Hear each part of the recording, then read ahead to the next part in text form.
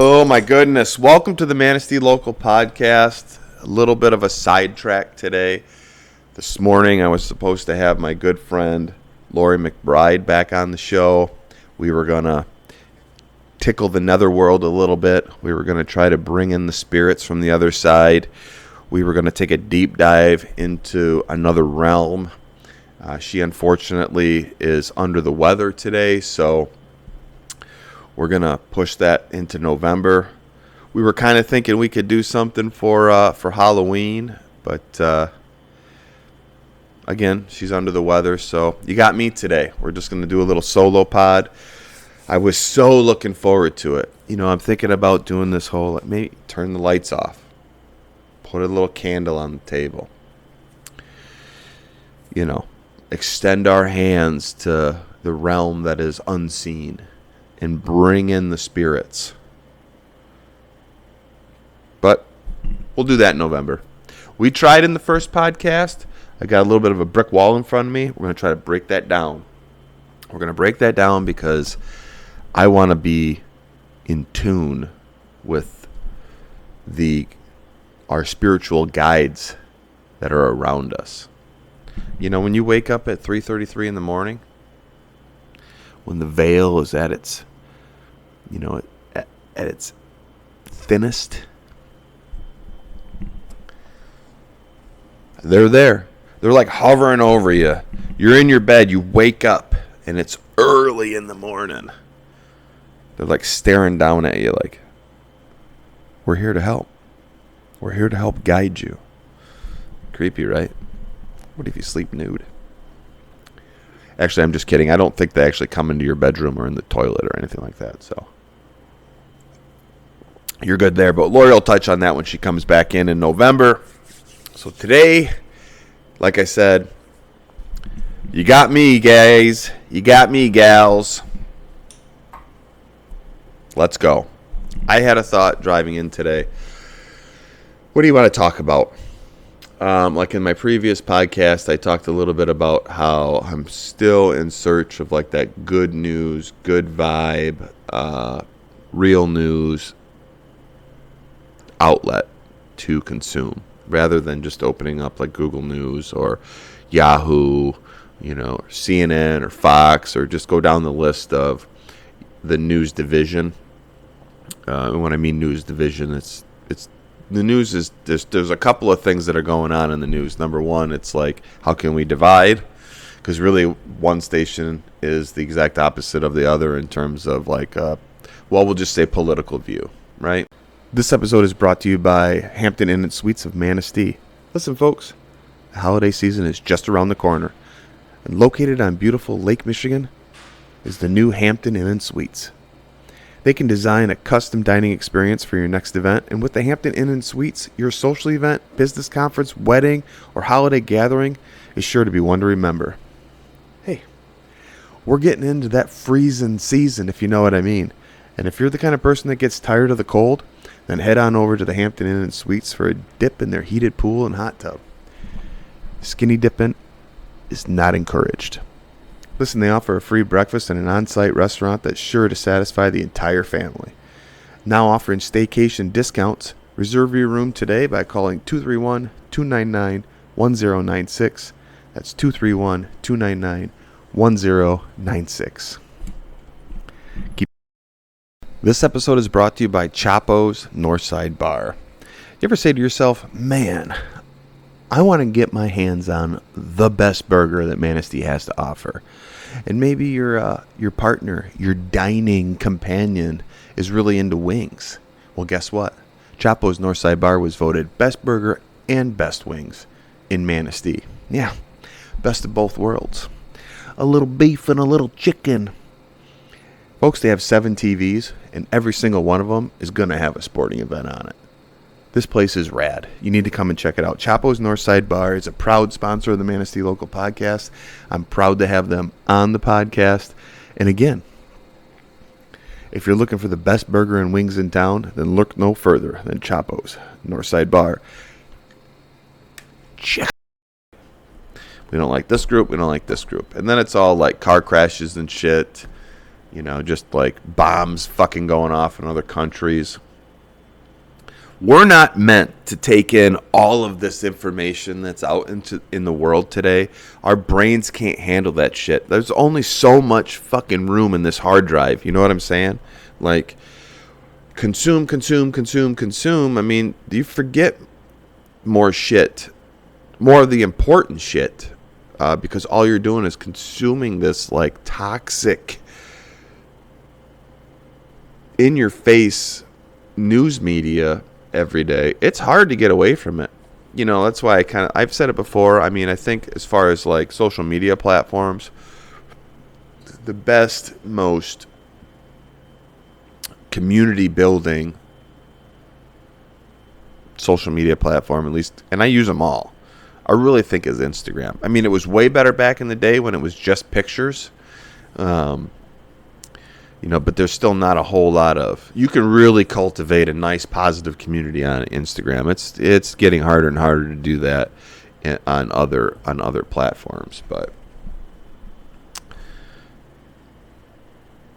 when I go online and I want to find some news, I want to find the good shit. I want to see the positive stuff. I know there's a ton of positive stuff out there. Look, I'm not trying to say that we need to put blinders on to all the bad shit that's going on in the world, but fuck me, man. Like, we can't be watching that shit constantly. All right? Because there's not a whole lot that, John Q. Public, who's that can do anything about it. I mean, when this person's just trying to like go to work, make a paycheck, put food on the table, raise a family, pay the fucking bills, people that kind of attack other people like we should be doing something. I mean, it's hard enough to get up in the morning and just live.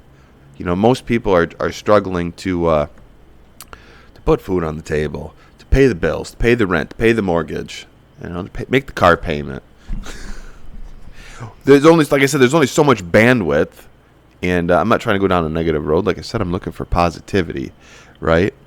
But I mean, you compile all the stressful scenarios that a human being has on their shoulders the moment they wake up in the morning until they put their head down at night, then pile on everybody else's bullshit, all the hate, all the despair, all the war, I mean, for the love. If I'm opening up my computer, I'd rather have it to be like just like, oh, this is peace and love. And it's hard for me to do that because I am a person who puts out a lot of content on social media for various reasons. We do this podcast because I really enjoy having conversations with people that interest me. I really enjoy learning. I really enjoy growing as a human.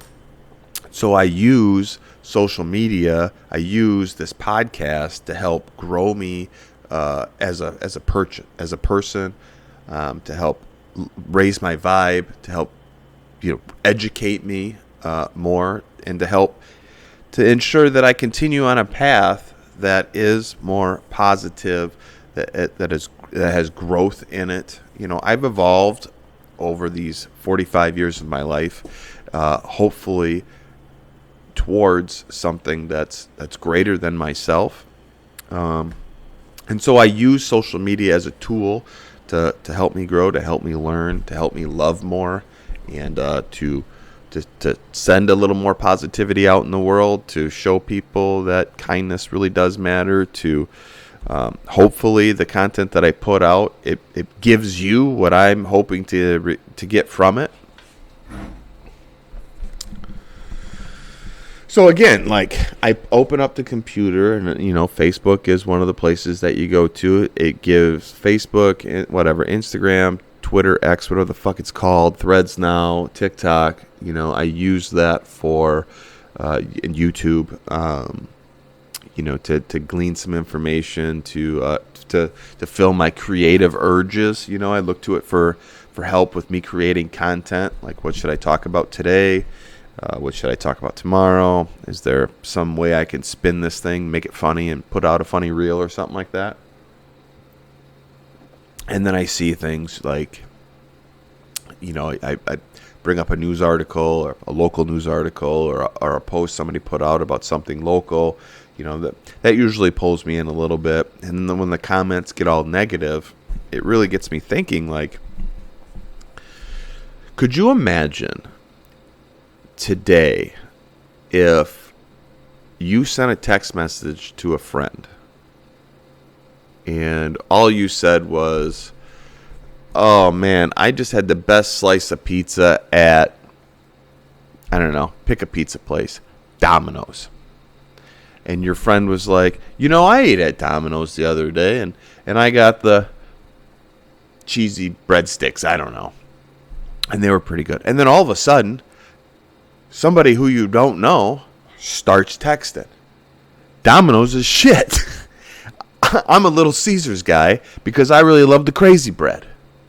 And then somebody else chimes in and says, well, you're both fucking stupid because the best pizza in town is X. What I'm getting at is, if you put out a harmless post about something on Facebook, thinking that you might get some reaction from your family and friends, and then all of a sudden the wolves come out and start attacking you for your post, even if it's just like something as little as, I had a slice of pizza at Domino's yesterday. I thought it was pretty good. By the way, I do like Domino's.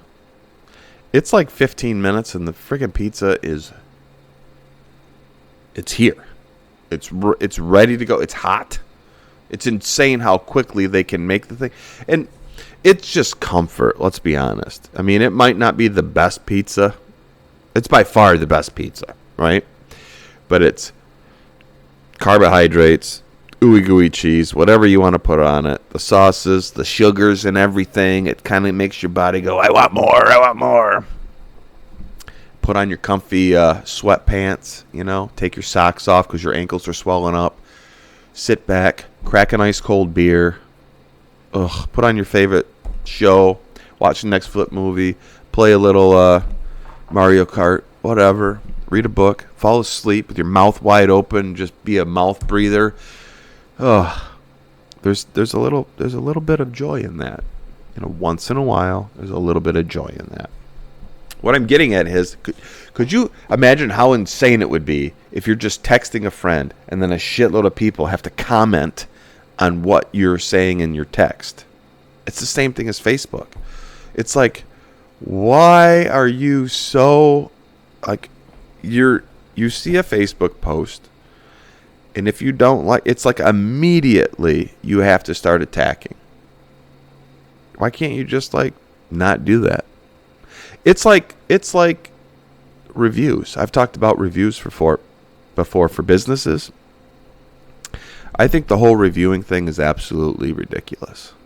I mean, unless, I don't know. I don't know if I want to completely be done with reviews, or it just, I feel that 99% of the time when somebody gives a bad review, it's because they themselves are a complete shitbox of a person. You're compelled to say something, And I do read reviews for businesses, especially businesses of the people I know, just to see what are people saying about. You know what I mean? Unless it's a complete dumpster fire, why are you giving 1-star reviews? Honestly, I read a review from a restaurant. A friend of mine owns 2 restaurants right next to each other, and this person gave a 1-star review because they had to wait 15 minutes before they were seated. Busy restaurant, by the way. They had to wait 15 minutes before they were seated, and then when they were seated, this is in the actual review, it took 4 minutes before a waitress finally came over. 4 minutes. First of all, why are you keeping the time, dude? 4 minutes is pretty fucking fast. And I'm sorry, but in today's world, if you're going to a really nice restaurant, I don't give a shit if it's a Tuesday at 5:30 in the afternoon. You're going to wait a little bit before you're seated. And if you can't wait 15 minutes before you go to a restaurant, then maybe going out to eat isn't your thing. Go to McDonald's. It's quick. It's fast. calories. Fill your stomach. Waitress came within 4 minutes. That was too long for this person. They got waters, and then she said, here's the drink menu. I'll be back to take your drink order. It was like 4 minutes later, and she came back, but that was too long. One thing after another. And then, of course, maybe there was something about the food being too expensive for the amount of time that they waited. Well, I mean, it's also 2023, dickhead. You could go online and see how much stuff costs. So don't go if you don't want to spend the money, all right? Don't go if you can't wait 15 minutes to be seated. Don't be an ass bag. Oh. The 1-star. Now, if you go to a restaurant and there's nobody in there and it still takes 15, 20 minutes to be seated, okay. That's a little bit of a pain in the ass, but I can oversee that. If the waitress is a little curt, maybe not as polite as you'd like them to be. Listen, everybody's granted a bad day here and there. Suck it up. If the food is a little bit lackluster, I mean, go home and make it yourself. I'm just saying, that's even that scenario right there. No review is necessary. No bad review is necessary. Now, you go to a restaurant and it's just a complete shit show. I still don't agree with it. I don't care. I don't care if the waitress comes out and takes a dump on your plate. I just feel like the 1-star review stuff, the angry stuff online, maybe if they take a dump on your plate, you could say, hey, maybe we should call the health department. But aside from a steamer on top of your mashed potatoes, I say let it go. Because I'm doing it right now. I mean, I'm on Facebook. I'm deep into Facebook right now. I'm on a site right now, and I'm just flying through one negative thing after another, and it's just why does it have to be so shitty?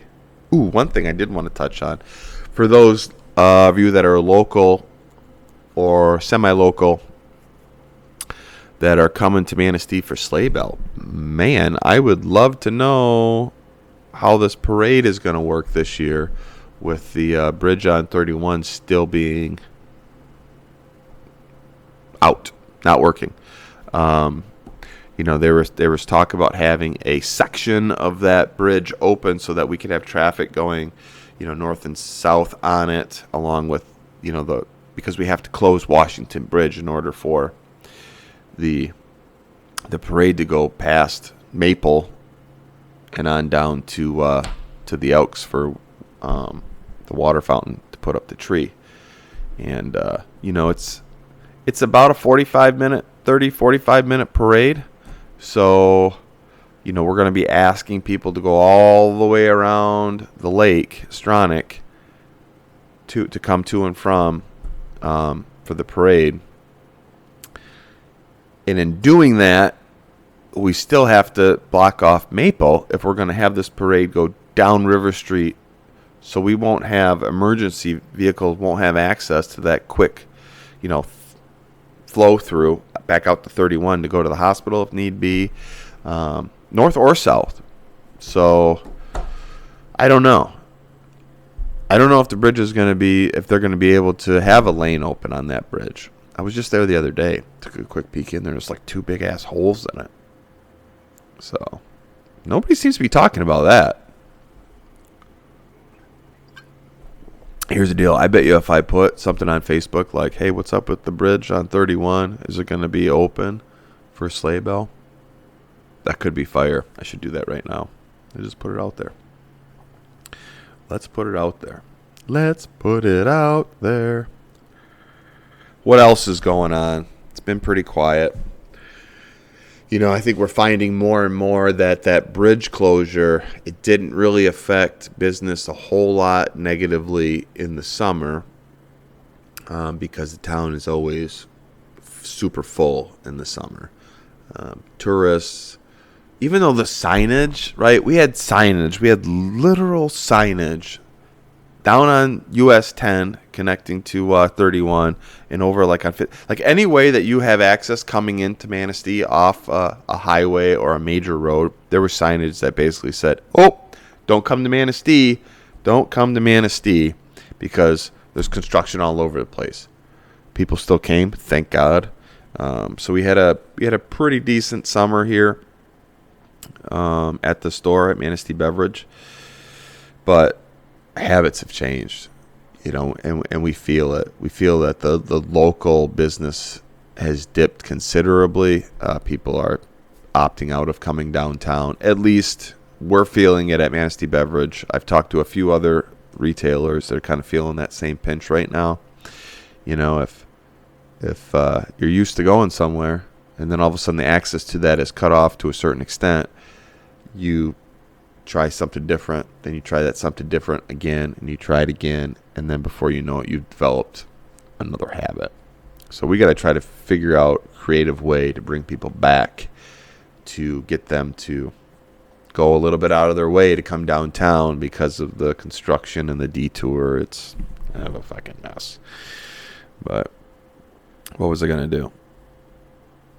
Oh, yeah, I was going to do a post on what's up with the bridge. Do we think the bridge? So, do we think the bridge will have... Is that right? Yeah. Sleigh bell.